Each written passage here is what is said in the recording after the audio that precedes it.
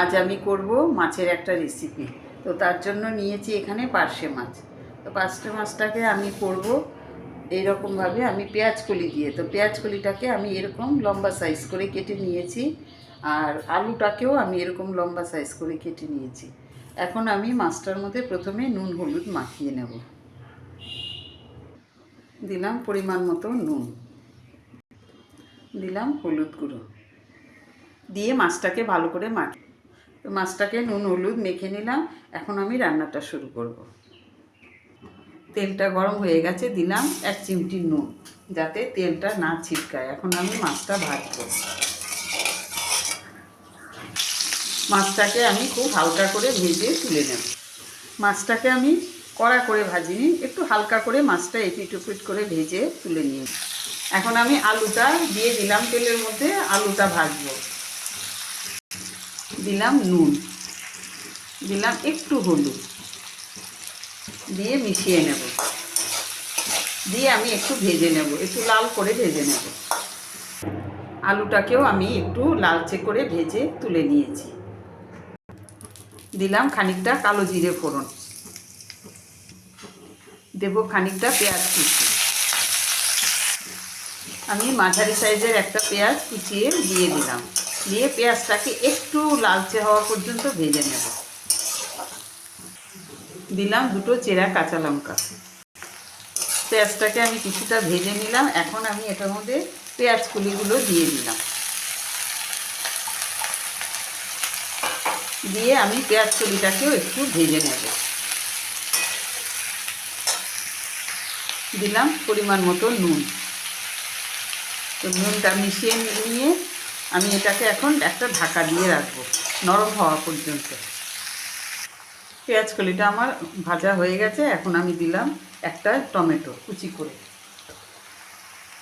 এবার সব মশলাগুলো মেশাবো। মশলার মধ্যে দেব 2 চামচ ধনের গুঁড়ো, 2 চামচ ধনের গুঁড়ো দিলাম, 1 চামচ লঙ্কার গুঁড়ো দিলাম, 1 চামচ হলুদ গুঁড়ো দিলাম।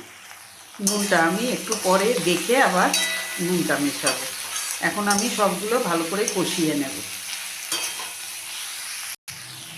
তো মশলাটা কষানোর জন্য দেব একটু জল, দিয়ে আবার একটু কষিয়ে নেব। দেব একটু রসুন কুচি। আমি একটু রসুন কুচিটা দিলাম। যদি আপনাদের মনে হয় আপনাদের ভালো লাগবে তাহলে আপনারা দিতে পারেন, না হলে স্কিপ করতে পারেন। মশলাটাকে আমি আরও কিছুক্ষণ কষিয়ে নেব। এখন আমি মশলাটা কষানো হয়ে গেছে, দেব খানিকটা জল। তো জলটাকে আমি একটু ফুটতে দেবো, একটু ঢাকা দিয়ে ঝোলটাকে একটু ফুটিয়ে নেব। এখন আমি আলুটাও দিয়ে দিলাম, মিশিয়ে নিলাম। আলুটাকে একটু মিশিয়ে নেব, নিয়ে আমি এখন মাছটা দিয়ে দেব ঝোলের মধ্যে।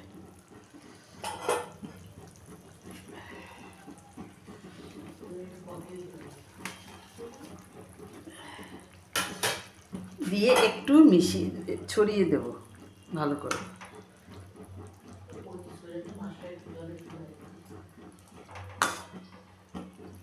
দিয়ে একটু ঢাকা দিয়ে দেবো।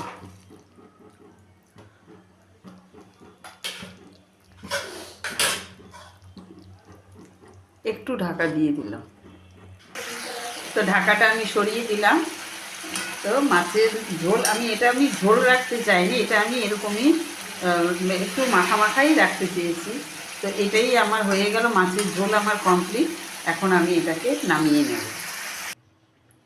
পার্শে মাছ দিয়ে পেঁয়াজ কলি দিয়ে মাছের রেসিপি আমার কমপ্লিট। আমি নামিয়েও নিলাম। তো আপনাদের কাছে আমার এই রেসিপিটা কেমন লাগলো অবশ্যই আমাকে একটু কমেন্ট করে জানাবেন। আর সেই সাথে প্রত্যেক দিনের মতন আমার সকল দর্শক বন্ধুদের কাছে আমার রিকোয়েস্ট, যদি ইউটিউব থেকে দেখেন তাহলে আমার চ্যানেলটাকে একটা সাবস্ক্রাইব আর বেল আইকনটি প্রেস করে দেবেন।